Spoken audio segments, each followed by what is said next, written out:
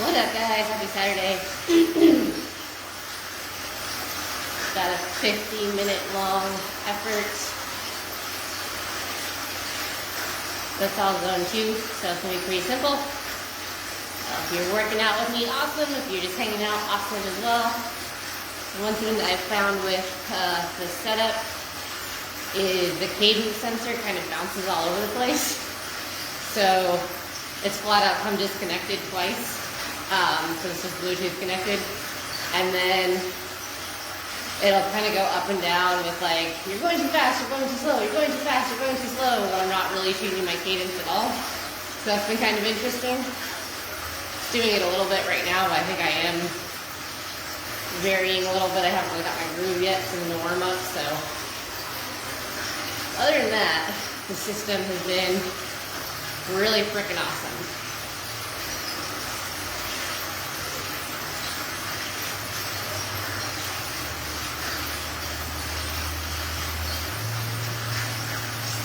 So, not really planning on doing any weights today. Just doing the zone 2 cardio and calling it good. I've got the system in erg mode. So what that means is, as the watts change, it changes for me. So I don't have to sit here and play with the gearing or anything like that, which is nice. I have had to set my system up with the laptop higher because during the sprint sections, it's a little bit easier if you turn erg mode off, according to it, although I tend to go too hard when I do that. So I've elevated my laptop, which has been interesting, but figuring out the system.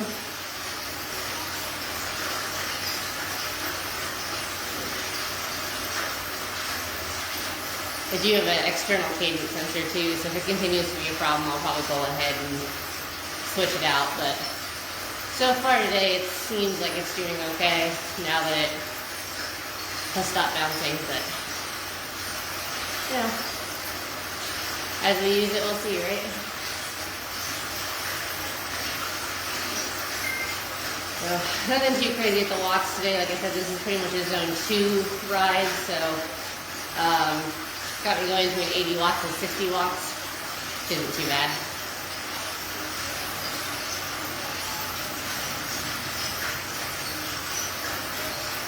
Although now that I move the tables around, I might be able to move my water bottle table over there and show you guys the actual screen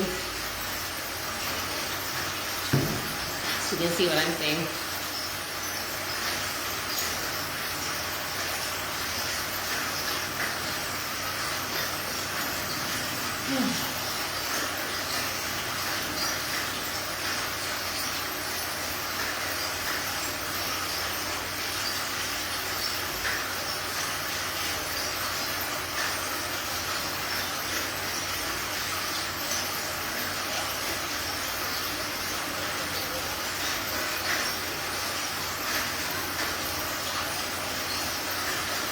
And next Saturday we have plans, so if I go live on Saturday, it'll be earlier. If I don't go live on Saturday, I'll go live on Sunday, so that'll also be early. The same theme for the week after.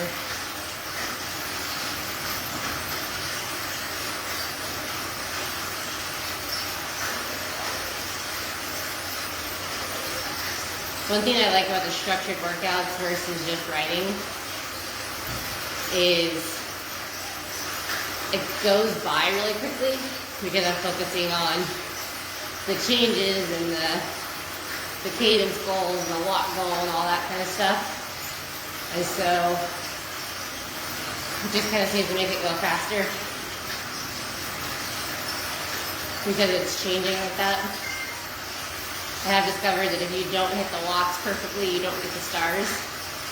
So yesterday's ride was not a full star ride because in the sprint sections I was going a little too hard. I was only supposed to produce 180 watts and I was hitting into the 300 to 400s. So. But it told me to turn off erg mode and go hard. That's what I did.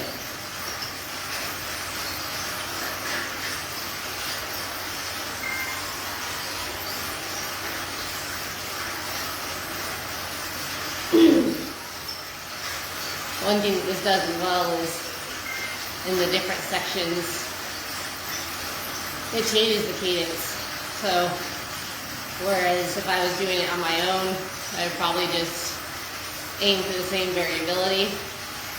It's switching up the cadences as well as the watts and spots to really get a fast twitch versus slow twitch workout,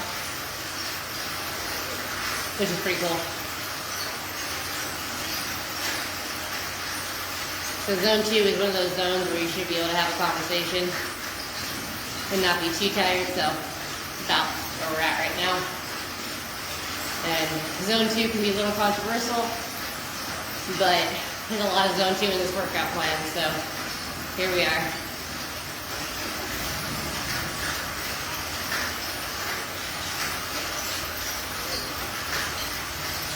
Hi, babe. Let me know if you can hear me, because I don't know how good the mic is picking me up.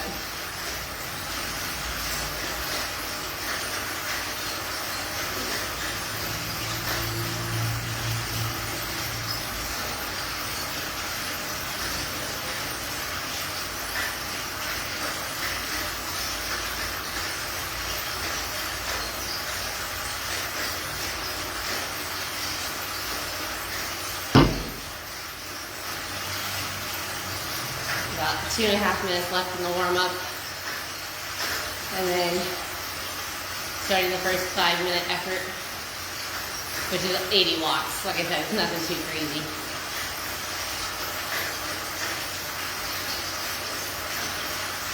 My heart rate's sitting at like 130, so nothing insane.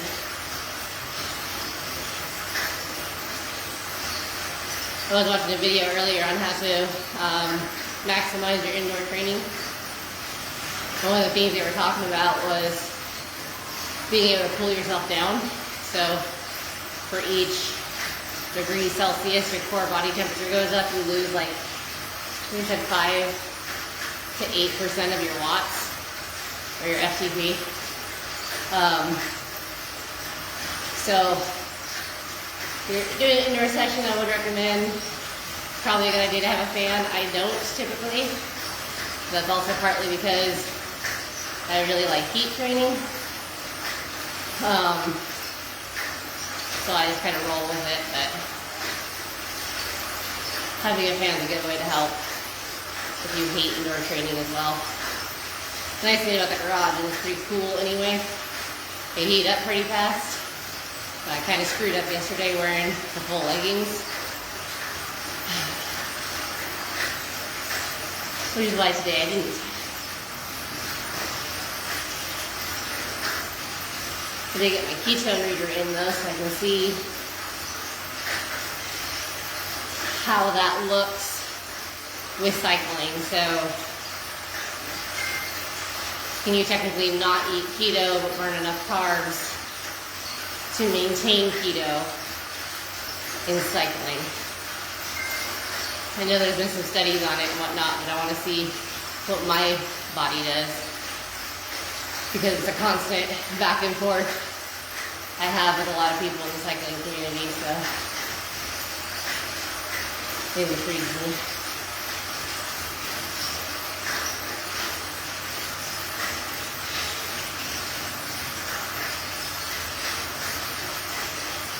Cycling in 𝐿𝐫𝐿𝐿 today. I'm assuming he's in the UK somewhere.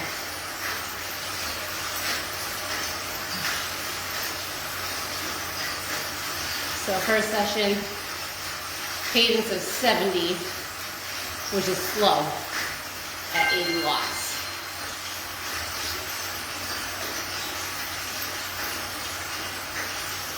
Which slow and low cadence training is another controversial topic. They just put out a really good video on it on GCN.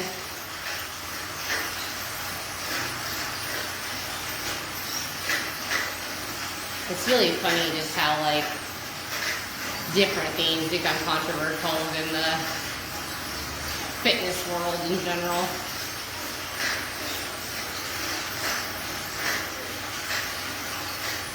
I will say one of the hard things about doing the training sessions is trying to stick to the training plan, because it's an open course. So there's people riding races or free riding or maybe even doing different workouts. But every time they pass me, I want to give it the gas, but I also want my training plan stars, so I'm not going to do that.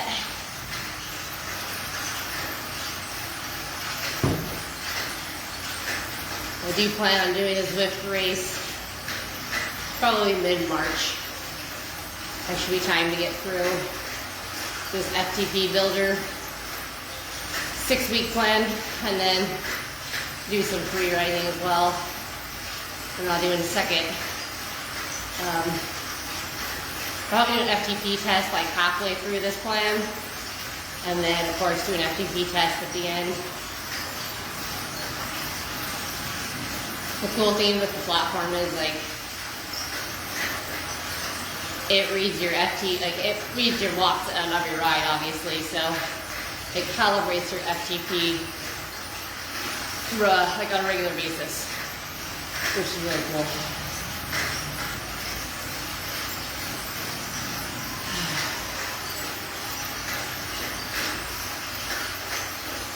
Almost ridiculous that like the slower cadence does like seem like it makes it harder, but when I first started cadence training, 70 actually felt like comfortable, and now I'd say my average cadence probably sits around 85 to 90, but that was using cadence drills and doing some cadence training. So it's been helpful on the mountain bike. I don't really know that it's been helpful on the road bike, because typically if I'm pedaling this slow on the road bike, I'm going up a mountain or a hill, and I'm putting down significant watts. So can't really say that it'll help my road biking a whole lot that I've noticed, other than being able to monitor it on a ride. Just because your heart rate fluctuates and your sensor can't always keep up.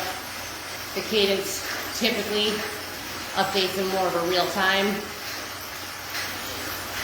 and your heart rate will be less consistent as your effort goes on. Like the longer you ride, your perceived exertion changes, and what's manageable at a heart rate zone changes. So cadence is a good way to just keep that continuous effort. Watts obviously are as well, but power meters are expensive and I don't have one on my bike, so this is the closest to a power meter I have, and I love it.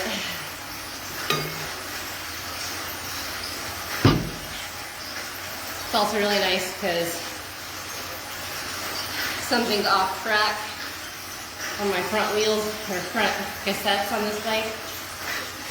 So it downshifts really easily, but it's a pain to upshift. So taking the shifting mechanism off of the bike and putting it onto the Smart Trainer has just been awesome, because I no longer have to worry about the fact that it's, oh, there we go, not shifting. So, first 5-minute section is over with. Now it's 60 watts at 85. And I'm pedaling too fast. Like I said, now that I've done the cadence drills, 85 to 90 feels pretty natural versus when I started. So, the only annoying thing is it's still in a real world application, so it's showing the 8% incline that I'm on right now. So it's showing my speed at 2 miles per hour. But is what it is.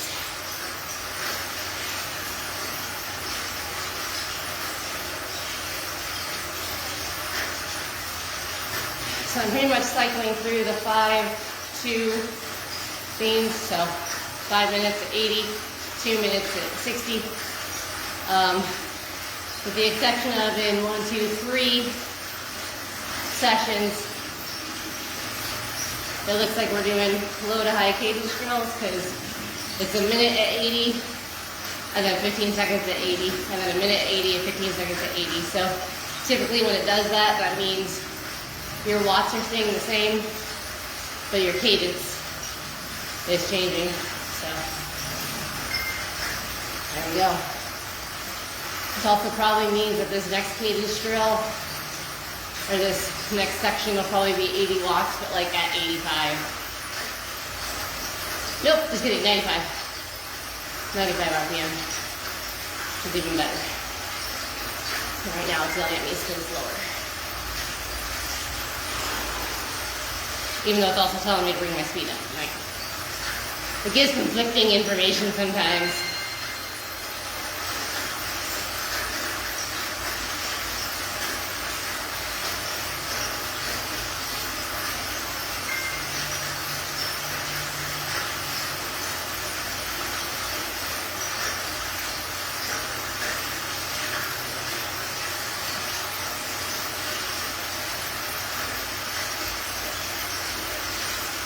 So typically at this revolution per minute, I would be in a much harder gear, which is why the erg mode is really cool, because I just have to worry about keeping my cadence on versus keeping my cadence on and finding the right gear and all that jazz.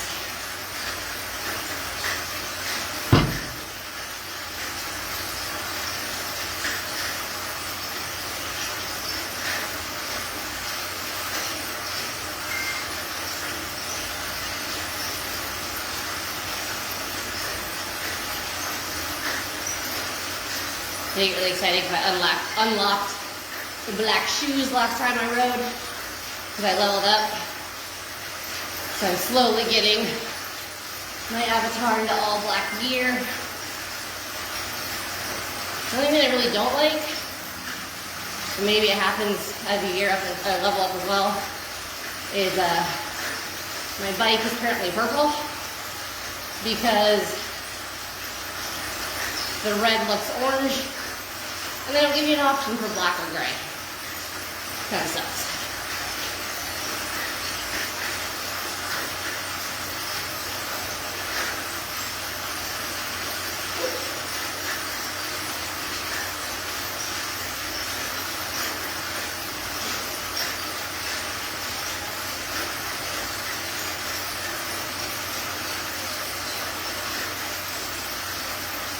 I did get a thumbs up, what they call a ride on, from someone who, from the looks of their stats, has been a Zwifter since about the beginning of Zwift. So that's kind of cool. So far from what I've seen, it's a pretty supportive community, which is always good. Oh, geez. And I'm now going downhill on this track. Woo! Go, Avatar, go!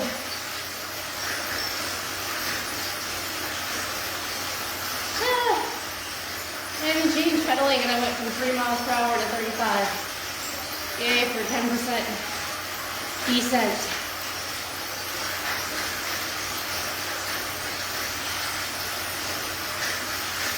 It's kind of nice too that Strava can now pull calories burned and stuff from the actual wattage I'm putting out versus heart rate and speed and all these factors that may or may not be correct. So, like I said in my first video, or maybe I haven't said it in a while, I don't remember. My calorie expenditure has gone down, which sucks, but I suspect that means it's also more accurate. So And Strava versus my tracking app never really agreed anyway, so they're never going to be 100%. They're never going to agree with each other.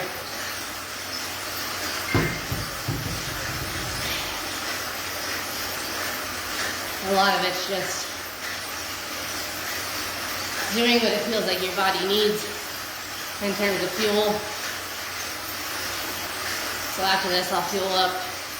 Even though I'm probably not going to feel hungry, I'm going to do a protein yogurt cocktail with nuts and dried fruit.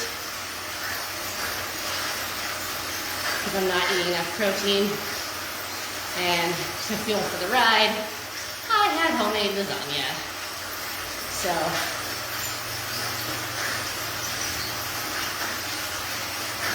I'm not expecting to register any kind of ketone levels in the next 2 days.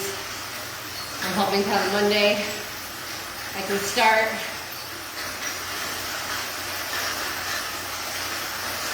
Because the lasagna will be gone. And I can go back to eating much lower carb. But I wanted lasagna, so I made lasagna, so I'm eating lasagna.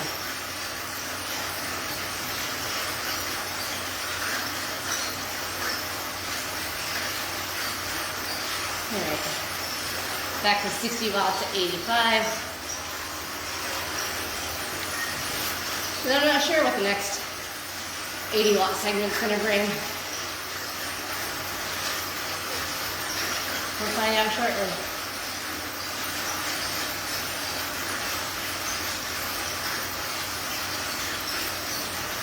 It does look like this is going to be about an 8-mile course. So that's kind of cool. Not as many people on this route as I've seen on some of the other routes. I haven't seen a runner yet, which surprises me.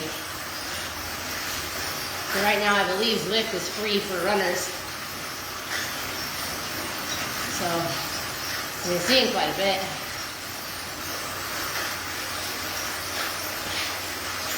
As someone who does not enjoy running, or really doesn't enjoy running on a treadmill, I can see how Zwift would be a huge asset for, that's interesting, for runners. So apparently on the next one, it doesn't care what my cadence is, but it wants me in the drops, which is kind of cool. So one of the things that's really important when you're riding is switching up your body positioning, just like you would in real life application, right? So the top is great for warming up and cooling down and what have you. The drops are great for getting aero and doing those sprints. And the hoods are great for climbing. So the more you can switch between and get comfortable in those positions, the better in a real world application. The more enjoyable your ride's gonna be because your hand's gonna break. And this can be very intimidating on the road. So getting comfortable in it in this situation can be really beneficial for beginners.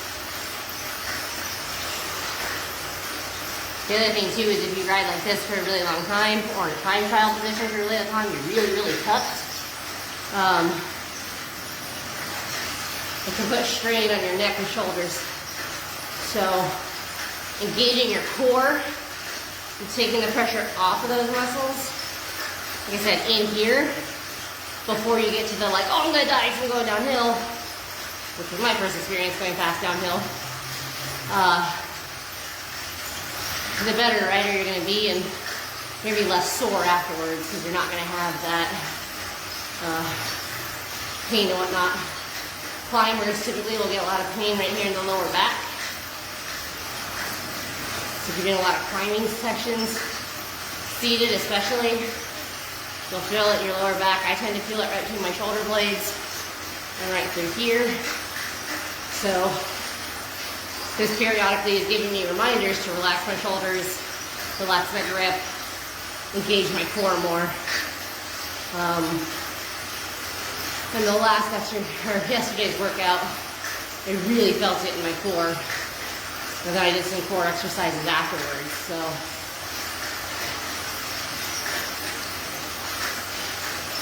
you don't really think about using your core on the bike, but the more you can engage it, the better off you're going to be. In the drops can mean a few things as well. You can be down here on the bottom of the drops. You can be down here on your gears, ready to grab your brakes. The mistake most people make, and I make it too, is you get in the drops and go, oh, there's pressure on your upper body. And you're putting all the pressure on these nerves in your hand. And the next thing you know, you're going down the hill and you feel like you can't brake because your fingers are numb. So again, this is where learning to back off, learning where kind of you can be in those extreme positions without putting the weight on that nerve and still feel comfortable. Super important. So these are not the most padded gloves. Oh, cool. So I'm not done with the workout, but I've completed that route. So I just got a badge. Yeah, just the more you can get comfortable, you know, changing position,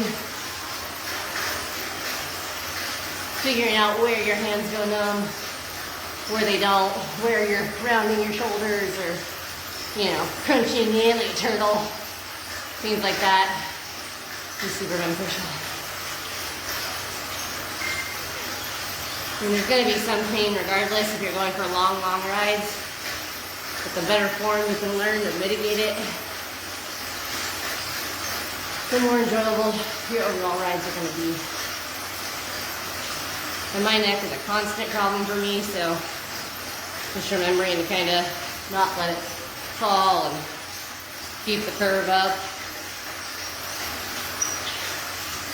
is always going to be something that I'm going to always have to fight. If you have time trial bars around here, and you're really tucking your head, you're really not looking up a whole lot, so that can get really uncomfortable really fast. It's not one of my positions that I ride in. Obviously, I don't have time trial bars. But every now and then I'll practice getting really aero. But typically, if you're getting super aero like that, you're also going downhill. So you don't have to really focus on putting out a lot of watts unless you want to really get your speed up. Sorry, I got the hiccups. I'm gonna drink my water too fast. Whew.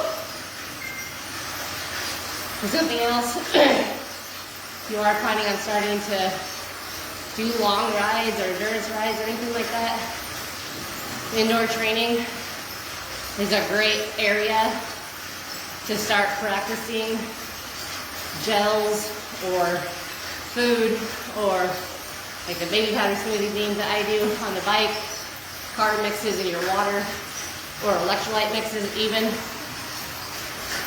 because when you're in this position, obviously your stomach is kind of crunched,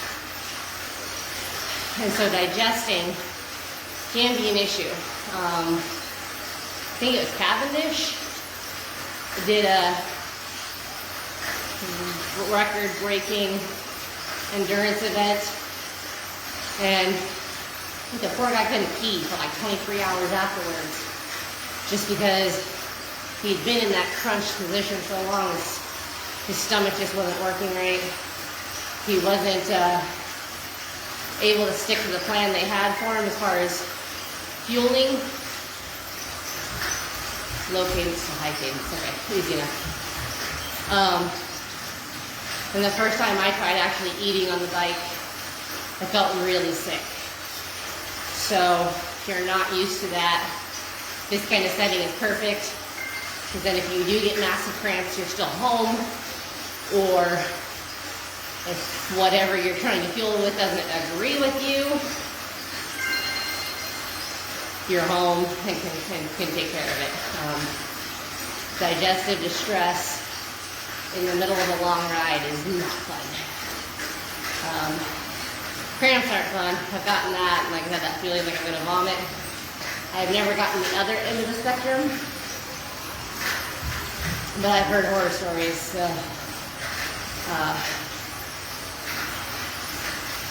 just like anything else, right? So they always talk about don't change on race day. So race day is not the day you want to try to get those gels in, or the applesauce or anything like that. You want to have it tried and tested here. Now, I currently don't have anything. There's nothing but, there's only water in my bottle.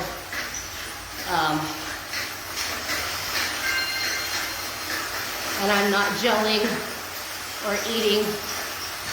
That's because I'm only doing an hour-long effort. I mean, not even an hour, 5 an hour. I don't see any reason to fuel. Typically, if I'm fueling, it's because it's one of our rides where we're trying to do, 100 miles, and then I'm going 12 miles and then fueling, and then 12 miles and then fueling. And very basic fueling, applesauce or a gel. Nothing heavy, nothing crazy. Smith will have like a basket of chips or, a donut or something. And typically it ends up not going well for his stomach, so,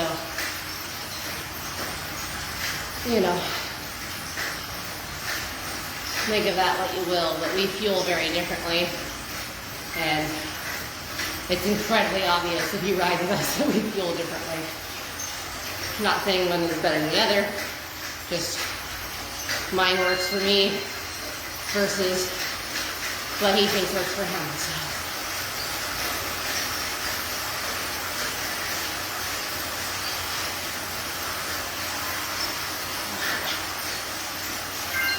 I'm learning I'm not smooth on the pedals. I have extremes. I'm not good at going from 70 RPM to 100 RPM smoothly. Whenever they get to the top and I'm like 110, I gotta go back down. So like right now I'm at 60 instead of 70.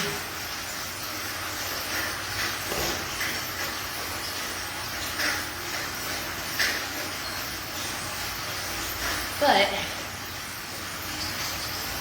my cadence sensor seems to be working a lot better today. So maybe whatever bugs are in the system have worked themselves out. Or maybe I'm actually getting better and smoother, I don't know. Might not fully be the cadence sensor's fault, but the disconnecting seems to definitely make it annoying. Alright, here we go. 100.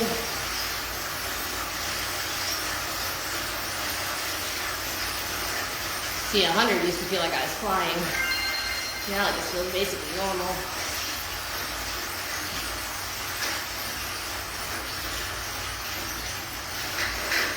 So far I have gotten all my stars though, so that makes me happy. I know not everyone works out on their trainer with their gloves, which I don't understand, because your hands get sweaty, your arms get sweaty. I got sweaty right now, and I don't want slick bars when I'm trying to grip and do a climb.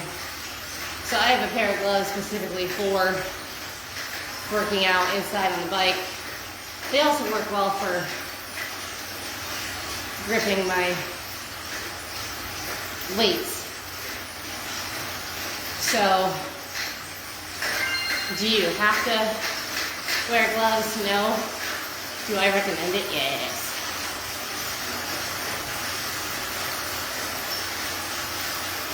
What's after this? Are we done or are we going to 60? Going back to 60, yeah. Whew.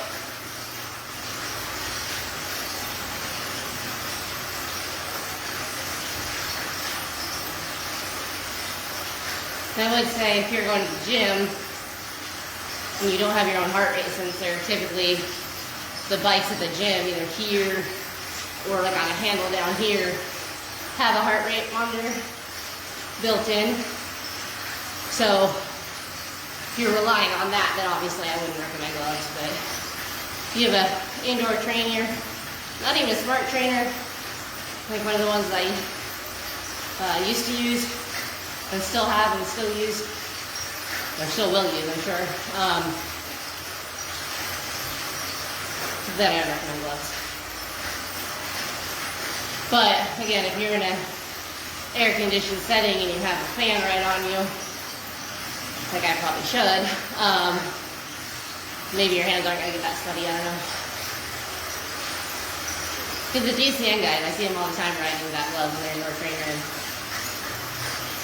Maybe it's just a me thing, I don't know.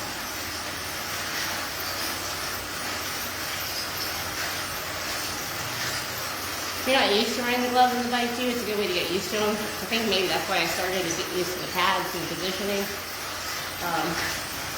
But again, for real world application, you know, if you're finding your hands are going numb, and you need to figure out where and why and what body position is causing it, wearing the same gloves that you wear on the road, and maybe having two pairs of the same gloves, that one can get gross indoors and one can get gross outdoors,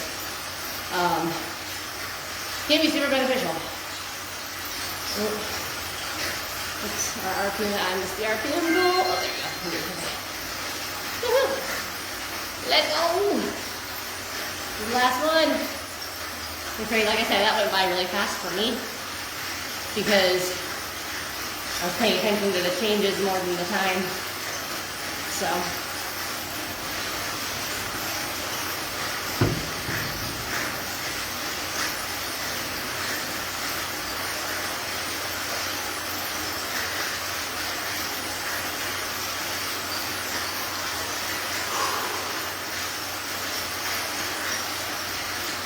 One thing to watch out for on the bike or on the trainer, you don't want to be doing a lot crazy, bouncing around. You want to make sure you're controlled, again, core engaged. Your upper body, you should pretty much be able to level off and not lose any watts, not lose any cadence. So sometimes I get in the habit of kind of doing the shoulder dance. I gotta rein it back in. So you can see my elbows are bent. My grip is loose, as in that I'm really just resting. But this is good to practice too. It can be a little daunting when you get on the road. You don't feel like you have any control. But again, being able to practice those different body positions and hand positions can help you out a lot in real world application. And I must be tired because I keep dipping below 100 RPM. Although, also doing a bunch of extra shit, so. Part of the reason people tire out really fast is because they're doing all that extra shit and putting a lot of energy into their upper body, where you should be driving all the force through your lower body. Your upper body shouldn't really be doing anything.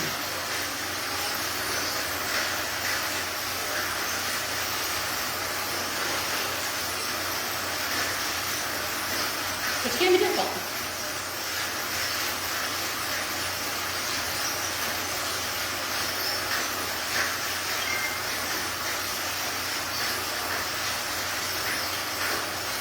You can adjust your saddle position too though, so like the saddle on this is a little forward. I'll push myself back That'll help stabilize.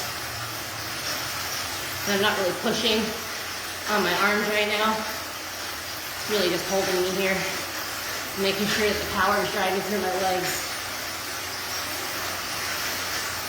Although my cadence sensor's definitely having issues again. There we go.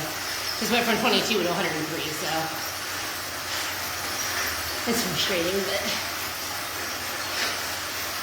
it's good. It is what it is.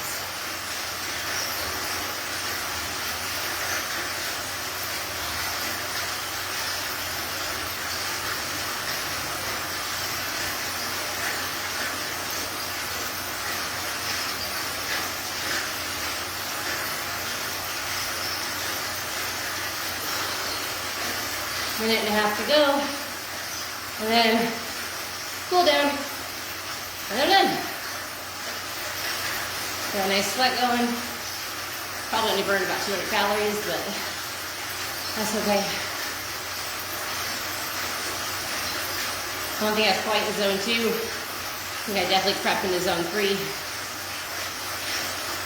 But a lot of that's probably because I'm talking.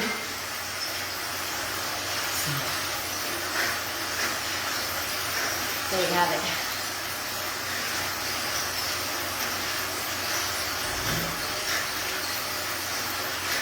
Practicing drinking on the bike can be really beneficial too, especially if you have a water bottle holder. Practicing getting your water bottle and putting it back without having to stop pedaling. Super handy skill to have.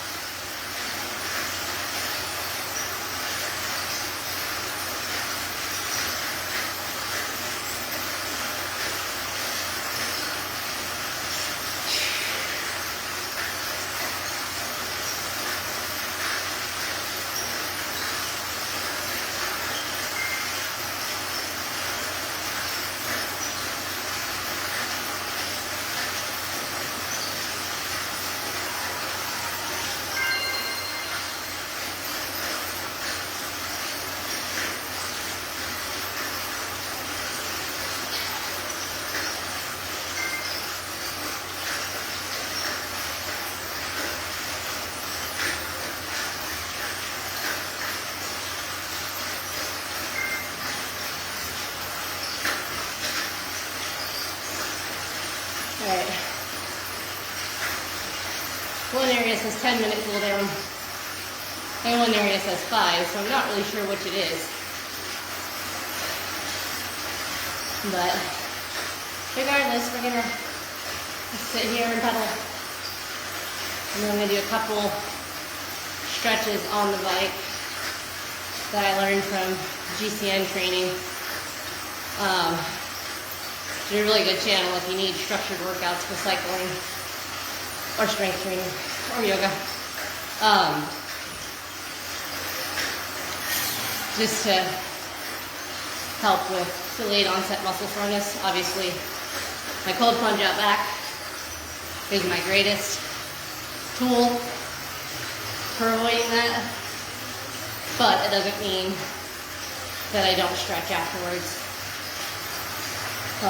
Which is one of the reasons for doing, even though it sounds counterproductive, a low watt, a high cadence cool down is often what people suggest, because you're not putting power down really, so you're not aggravating the muscle anymore, but you're getting that flush of blood that's going to get all the lactic acid and all that and recycle it, so it's going to help with muscle soreness.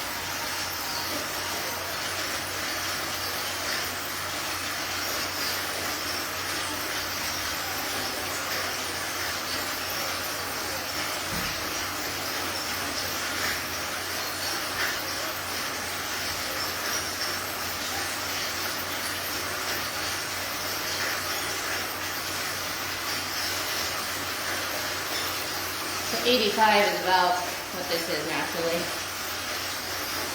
Okay. And this is a good time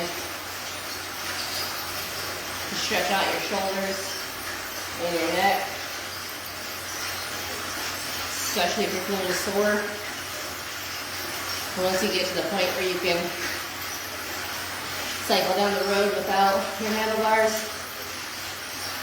These can be super beneficial to do on the bike, mid-ride, or when you stop to use the bathroom or stop to refuel. It's always a good idea to stretch out those sore muscles.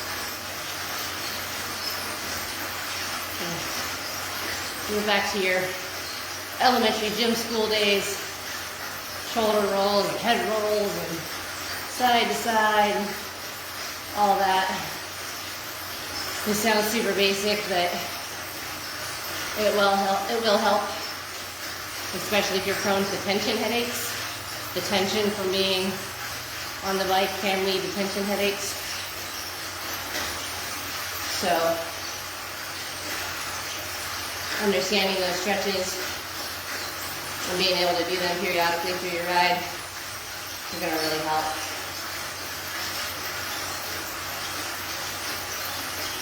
Whew.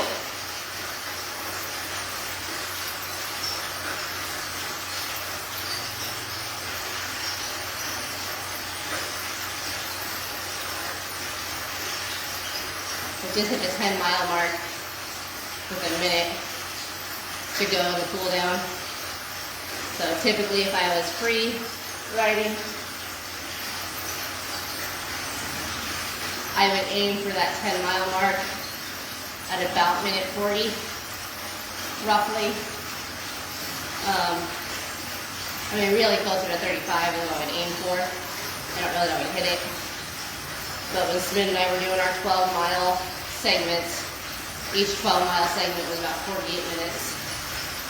So this is slower than a ride that I would have done on my own, but again, it was only supposed to be zone 2, and it's changing up those cadence marks to make my muscles more adaptable, which is super important, right? Like, if your muscles aren't adaptable, then when you wreck or have a moment on the bike where you have to stop, it can be really hard to get going again, especially if you haven't worked those muscles. So